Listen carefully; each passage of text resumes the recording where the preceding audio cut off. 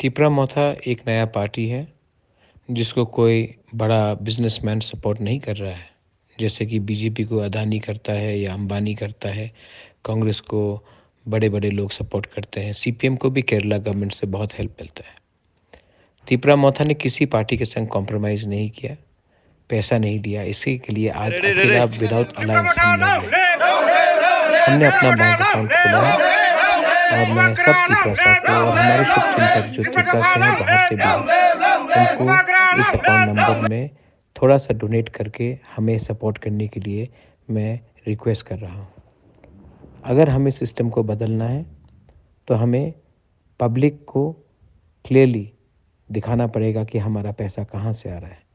और ये bank account हमने खोल के आप सबको ऑफ़र किया है कि आप लोग इसमें शामिल होइए, ये आपका पार्टी है, आप डोनेट कीजिए और हमें क्लीन वे से इस इलेक्शन में जीतने का एक मौका दीजिए।